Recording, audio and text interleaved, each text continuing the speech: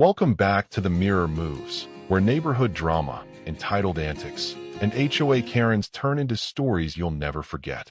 If you haven't yet, make sure to subscribe, because trust me, you never want to miss what's coming next. This story today is about a HOA Karen tried reserving my dock for her yacht. It began when the sun had just begun to dip below the horizon, painting the lake in shimmering hues of orange and gold. I was tightening a loose rope on my little fishing boat when I heard the familiar sound. High heels on wood, clicking furiously like a countdown to chaos. And sure enough, it was Karen. Now, everyone in the neighborhood knew Karen, the self-proclaimed queen of the HOA. Perfectly manicured nails, oversized sunglasses, a clipboard always in hand, and the uncanny ability to make every minor inconvenience seem like a federal offense. And today, she was on a mission. "Hi there," she started, drawing out her words with that tone only Karen could perfect. "We're going to need this entire dock cleared by tomorrow afternoon." I paused, confused. "We?" "Yes, the HOA board," she said, gesturing vaguely toward the cul-de-sac where 3 other neighbors were watching from a distance, whispering into their phones. "We've decided to reserve the space for my new yacht. Delivery scheduled for Friday. You understand, right?" I blinked. "Wait, you decided?" There was no vote. "And this dock isn't even HOA property. It's public access." Her smile faltered. "Oh, don't be difficult. Everyone's excited about the yacht. It's going to raise property values." "Okay." Translation. Karen's yacht meaning Karen's ego boost. I told her politely that I wasn't moving my boat. Her smile disappeared instantly, replaced by that expression every sane person dreads, the Karen scowl. "You're making this harder than it needs to be," she snapped, pulling a stack of papers from her clipboard. "According to HOA guidelines, we have jurisdiction over this dock." I glanced at the papers. They were printed screenshots from some outdated online forum. Absolutely nothing legally binding. "Karen," I said carefully, "this isn't your dock." Her nostrils flared. "If you don't move it, we'll fine you. And if that doesn't work, I'll have the sheriff force you out." "Oh, Karen." She had no idea what kind of storm she was brewing. Behind her, I could see neighbors peeking from their porches, their phones angled ever so slightly, recording, of course. Word travels fast in lake communities, and HOA drama spreads like wildfire. I didn't argue further. Instead, I smiled, nodded, and let her strut away like she'd won. What she didn't know was that while she was busy fantasizing about her yacht unveiling, I was already planning something that would make Karen's perfect little HOA world implode. And it all started with a single phone call to a friend who owned something big, really big. That night, I sat on my porch, sipping cold beer and watching the moonlight dance on the lake. But I wasn't thinking about the peaceful view. I was thinking about Karen and her shiny new yacht that was supposed to elevate property values. Oh, Karen wanted grand. I was about to give her grand. I called up an old buddy of mine, Tim, who runs a logistics company. And when I say runs, I mean the man owns an actual 300-ton industrial barge. He laughed so hard when I told him what Karen was trying to pull. "Tell you what," Tim said, "I've got a crew heading your way anyway on Thursday. We can temporarily park my barge on your dock. You cool with that?" I almost choked on my drink. "Tim, I've never been cooler." Fast forward 2 days, early Thursday morning. A thick mist hung over the lake, and the silence was broken only by the distant rumble of diesel engines. The barge was coming. By noon, it was there, a floating steel fortress, dwarfing every other boat within a mile. We chained it securely to my dock, tied it down with industrial cables, and made sure it wasn't moving anywhere anytime soon. Perfect. Right on cue, Karen showed up. I swear, she must have sonar tuned to the words attention and drama.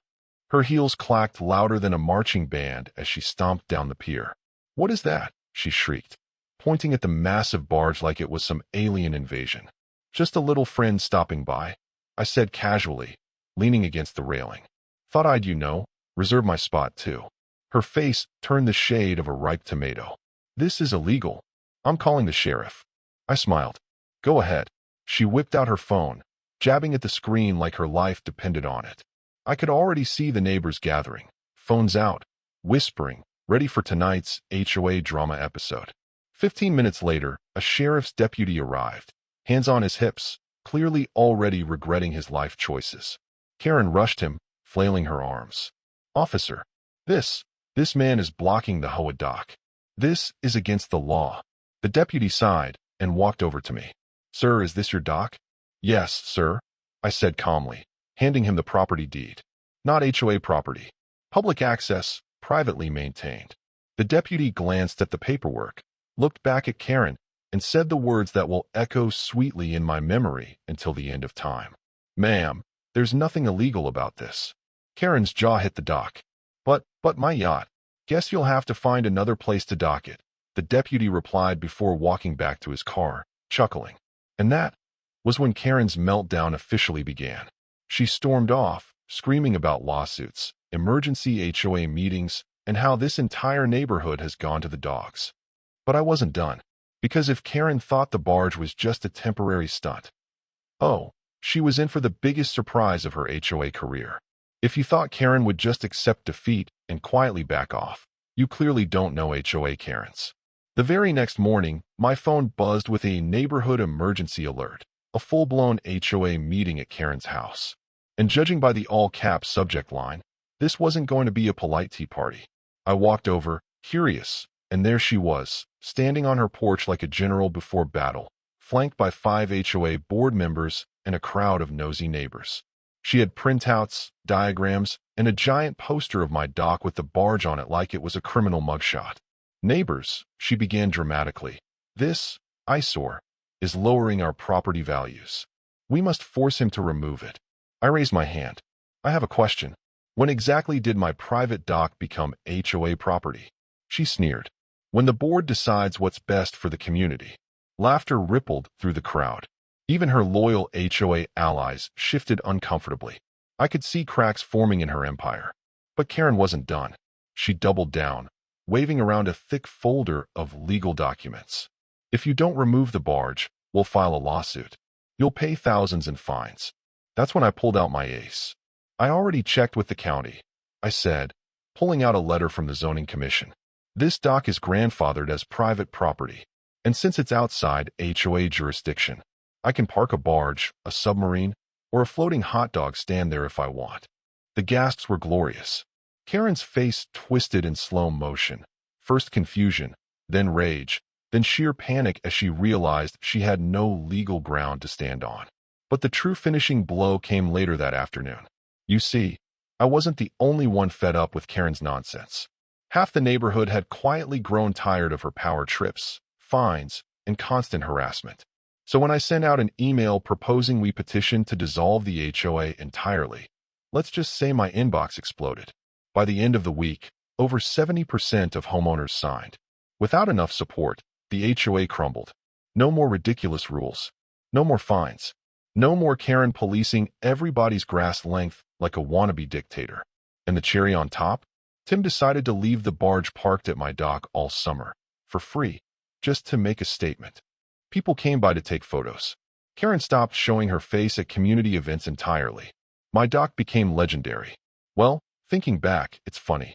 Karen thought she was untouchable, that her HOA title gave her power over everyone. But when you know your rights and stand your ground, you find out something magical.